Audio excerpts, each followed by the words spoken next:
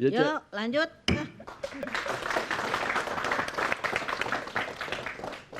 Ya, kita lanjutkan lagi polemik. Tema kita siapa menteri layak diganti. Kita nggak berani nyebut nama, tapi sudah mulai ada suara-suara. Tidak harus profesional, bisa juga yang dari parpol. Begitu Bang Tota?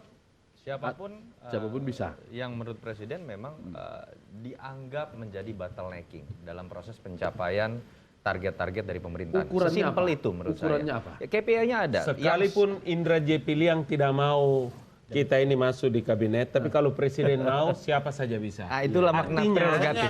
Artinya gini, artinya kekuasaan gonta-ganti menteri itu setelah kekuasaan Tuhan itu Joko Widodo. Iya, iya.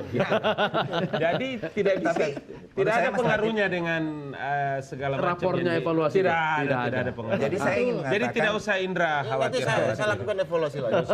saya ingin mengatakan kita bukan bicara orang. Oke. Ada kita nyimpulkan dari Mas Indra misalnya, satu harus dilihat bahwa nawacita ketika kita cross check itu ternyata sangat minim masuk di RPJMN para menteri. Betul. Kita bisa cek itu. Artinya ini problem besar Jokowi bahwa reformasi birokrasi salah satu penilaian besar adalah para eselon 1, 2, 3 dan menterinya itu bisa nggak gagasan besar tentang nawacita, gagasan tentang reformasi mental itu masuk. Itu poin pertama. Oke. Poin kedua adalah soal penyerapan anggaran. Saya mendukung dari awal Jokowi. Tetapi saya di Komisi 8 mengkritisi bagaimana penyerapan anggaran di kementerian yang jadi mitra saya di Komisi 8 itu sangat rendah. Ini yang harusnya menjadi evaluasi. Makanya nanti Jokowi tidak perlu didikte, tidak perlu lalu didesak-desak orang per orang.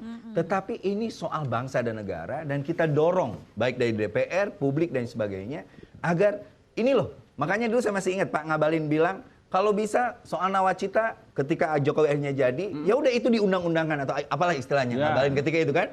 Artinya dalam 5 tahun pemerintahan ini gagasan janji-janji kampanye bukan sekedar slogan kosong, tapi diimplementasikan. Nanti sejarah uji apakah ini regulasinya. betul. Setuju. Hari ini saya melihat Pak Ngabalin lebih arif dan bijaksana. Bukan, memang dari awal. Saya bilang begini. Saya bilang tadi, Bang Saprizal, sejak awal kami katakan bahwa begitu Mahkamah Konstitusi mengatakan bahwa Jokowi menang, maka pada saat itulah kita berkumpul. Kemudian saya ini boleh ngomong, saya ini direktur politik KMP, jadi saya mengerti. Jadi bukan baru kali ini. Kita ini memang orang sekolah, orang berpendidikan. Kita mengerti di mana kita hidup dan sebuah aturan konstitusi itu sedang berlangsung. Karena kita punya pengalaman. Waktu masih sekolah di Universitas Indonesia, dahulu gonjang-ganjing pemerintah itu kita tahu, itu yang rugi adalah masyarakat. Sekarang kita hari ini ada, itu sebabnya saya tidak pernah pusing dan tidak pernah berpikir tentang apa yang kalian ributkan tentang kementerian ini. Nggak ada urusan. Listrik. Karena yang saya pikirkan itu adalah apakah kalian ini memang benar-benar bisa memiliki kapasitas dan kemampuan yang cukup atas kepercayaan diberikan atau tidak. Pada akhirnya kan nanti rakyat yang menilai pemerintahan ini baik, buruk, bobrok atau segala macam itu pembantu-pembantu inilah yang ngatur. Artinya DPR juga bisa ngasih masukan kan? Pak Kinerja Jokowi pemerintah. memang dari gonjang-ganjing gini, Pak, tanya ke Pak Cot, perlukah reshuffle? Dia harus menjawab. Perlu apa tidak perlunya harus segera dijawab. Itu jawaban dari gonjang-ganjing. Negara ini tidak boleh berlarut-larut gonjang-ganjing. Tadi saya contohkan PSSI, boleh ribut-ribut, tapi nggak boleh lama-lama, kelamaan. Itu nggak boleh lama-lama. Jadi juga gonjang-ganjing reshuffle ini Pak, Bu, jangan lama-lama. Pak Jokowi harus mengambil sikap secara cepat. Artinya boleh reshuffle atau tidak sama sekali. Tidak sama sekali. Atau tidak sama sekali. Jangan mengambang ya. Dibiarkan gonjang-ganjing. Pak Toto bagaimana? Jangan sampai gini ya.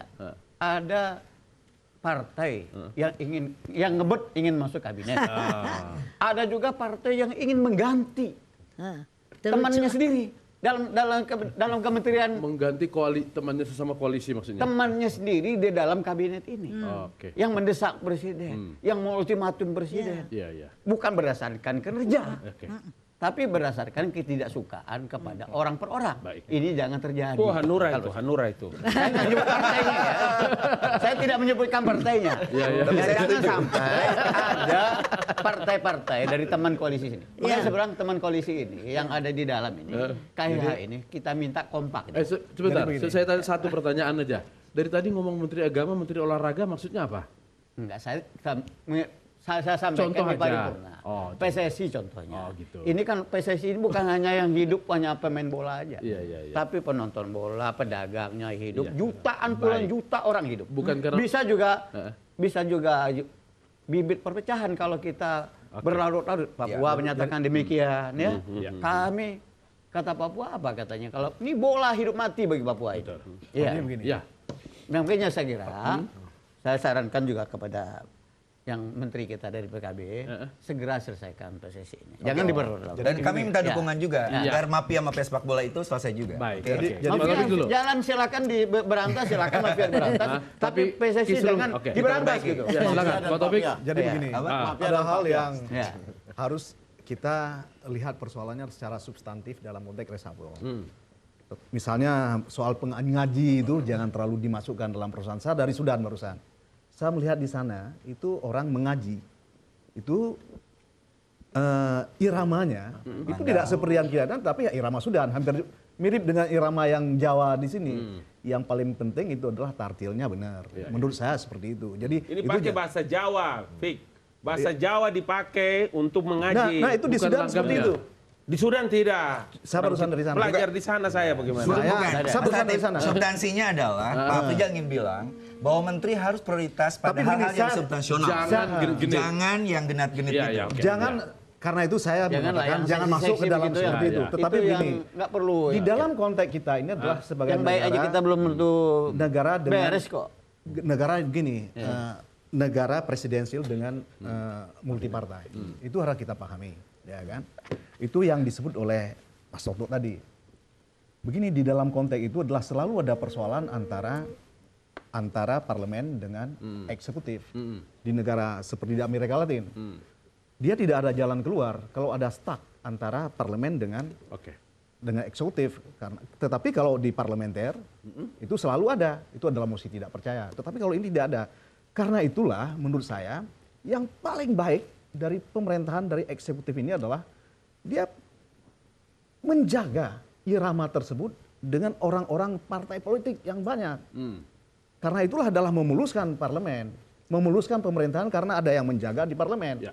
Jadi itu menurut saya kenapa saya selalu menekankan bahwasanya kehadiran partai politik itu tidak boleh kemudian itu adalah kemudian disikapi sebagai sesuatu yang berbeda dengan sikap rakyat. Oke.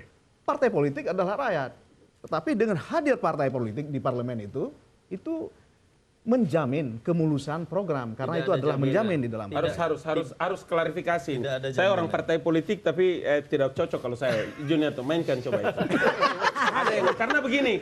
ini jangan-jangan gara-gara saya persoalan Jawa tadi itu Anda itu menyuruh. Ya, saya mau bilang begini. Kami ini kan pernah di parlemen. Iya. Parlemen itu tidak boleh menghukum pemerintahan, Pak. Kalau Taufikul Hadi ini punya pandangan ini, itu artinya bahwa jangan ganggu kami. Orang-orang kami di pemerintahan ini. Kau akan kulibas kau nanti. Tidak, Itu sebab, tidak seperti itu. karena itu Ini adalah saya bilang teoritis. fungsi kontrol parlemen. Makanya saya bilang biarlah toh ente yang mainkan deh.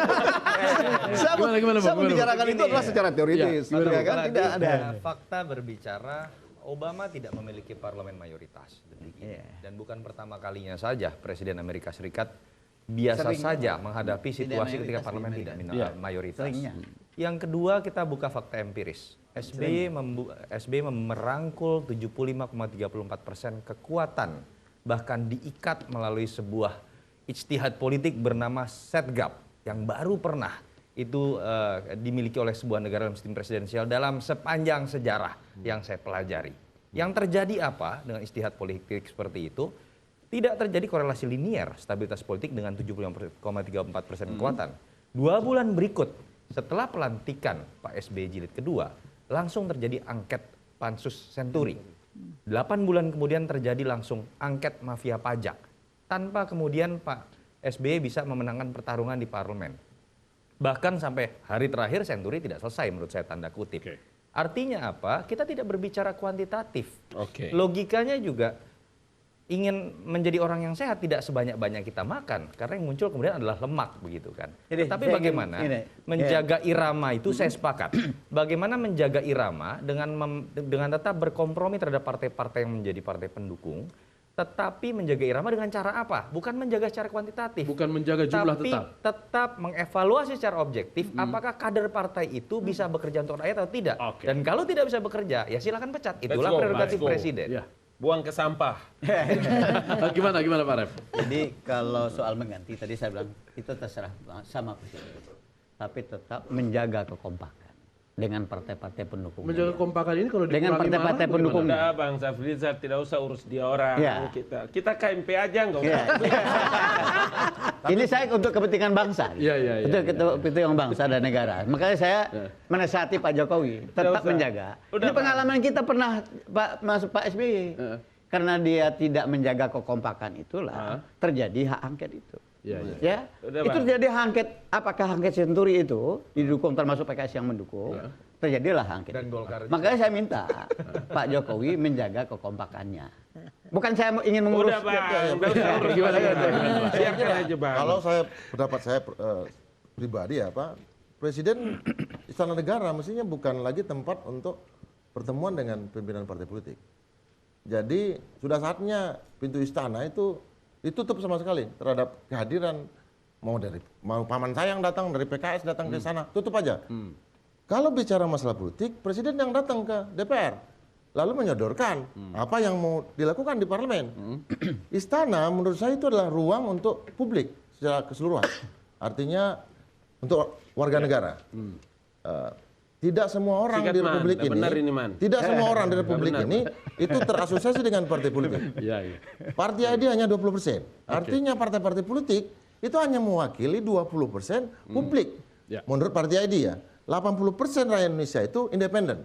Jadi menurut saya justru ruang politisasi dengan penggunaan istana itu harus dikurangi. Oke. Di luar aja kalau mau ketemu dengan partai-partai atau Di Tugu Umar gitu presiden, ya roadshow ke kantor-kantor partai. Mas Latif. Itu akan lebih bermartabat menurut saya daripada polemik itu muncul lagi. Oke. Mas Latif, saya ingin mengulang dari awal bahwa good governance itu salah satu yang terpenting adalah sinergitas intersaksional, interaksi yang kuat. Jadi ada 3 hal yang dilakukan oleh Jokowi. Dia memperkuat hubungan dengan partai-partai pendukung awal. Dia pun membuka ruang diskusi, termasuk tadi pagi kita bertemu dengan Presiden, para relawan di istana. Tetapi berkomunikasi dengan PAN, dengan Golkar juga, dengan PKS dan lain sebagainya. Dan saya di PKB yang dari awal mendukung Jokowi tidak lalu kehilangan rasionalitas saya untuk lalu tidak mengkritisi para menteri, termasuk tidak mengkritisi Jokowi. Ketika evaluasi 1 tahun Jokowi, saya katakan di mana-mana ada 3 hal yang penting. 1, reformasi birokrasi. Yang kedua, validasi data. Di mana-mana ngawur validasi. Hari ini lihat, kemiskinan itu menurun. Ya. Lalu yang ketiga adalah soal koordinasi dan komunikasi. Jadi Pak Ngabalin, bagaimana kita terkejut ketika ada Report seorang menteri kabinet dengan... tidak termasuk. Report kabinet tidak termasuk. Nggak, Rapor maksudnya evaluasi. yang 3 itu kita bisa melihat Olahraga sebenarnya termasuk juga. kegaduhan yang dimunculkan oleh Menteri Yudi itu mengindikasikan bahwa yang 3 itu belum dibenahi. Belum dibenahi oleh kementerian harusnya Itu siapa? tupoksi Pak Yudi. Oh, Jadi ada gebrakan sistematis strategis sehingga reformasi birokrasi jalan, koordinasi jalan, dan validasi data cek di seluruh kementerian. Gini, Saya setuju. kalau bicara seperti itu, saya juga bisa bicara tentang kementerian yang lain. Oke, Ya, silakan. Saya juga silakan. bicara tentang Kemenpora misalnya. Ya. Sampai hari ini eselon 1, eselon 2 itu baru dibuka. Baru dibuka. Artinya kenapa misalnya contohnya Kemenpora salah satu kementerian yang ada di bawah itu menurut saya karena disesuaikan ini belum, Ya. ini belum. Dan kemudian ada persoalan dengan program-program yang dijalankan. Apakah program dijalankan sesuai dengan undang-undang atau tidak? Saya setuju. Kenapa ada liga ini? Padahal itu tidak menghasilkan satu capaian PKB sebuah ini organisasi. maksudnya, Iya, PKB. olahraga, Enggak, olahraga. PKB, Bukan, menteri olahraga, menteri olahraga. Dalam Tapi Lembaganya. saya setuju itu bahwa maksud 1 saya. tahun Jadi pertama kalau bicara menteri-menteri itu substansi, baru belajar. silakan. Iya, iya, iya. Ini bukan soal orang ya. Betul. Tapi Karena kementerian kita berteman ya. baik dengan semua. Oke. politisi. Saya setuju, saya setuju. Oke, baik. PKB ini Man, maksudnya Man, PKB. Bukan. Begitu masuk ke kabinet sudah Ngaku-ngaku terus. diwakafkan. Sudah menjadi menteri olahraganya Indonesia. Bukan lagi menteri PKB. Nah, saya setuju. Saya ingin Pak Indra. Saya ini menteri olahraga ini kok suka saya. Nah, saya selalu berhadapan dulu dengan teman-teman Cepompong di Komisi 10 karena ini adalah saya orang yang paling eager dan tegas saya mendukung menteri olahraga ini. Kenapa? Olahraga saya tidak setuju kalau misalnya adalah orang beranggapan kalau sepak bola itu harus selalu melekat dengan persoalan mafia, dengan judi. Oke. Nah, Oh, Yudi. Karena itulah saya, ini adalah satu seorang yang komisi dulu namanya tuh. menteri ini, ya ya, ini kebetulan dari daerah saya, dari Jawa Timur. Saya bilang, saya dukung kalau emang Anda itu adalah seperti itu sikapnya. Oke. Jadi saya tidak menganggap itu adalah sebuah yang negatif terhadap seorang menteri olahraga ini. Baik. Persoalan kemudian, itu bagaimana dia harus endingnya, ini saya minta memang ada Itu yang kepada kita menteri tunggu ini. ya. Baik. Endingnya 5 tahun yang akan datang. yang penting. Endingnya 5 tahun Ya, yang datang. udah tutup dulu. Komentar belakangan. Iya. Ntar gue ngomongin, gue mau ngomongin. Berapa lama sih ini?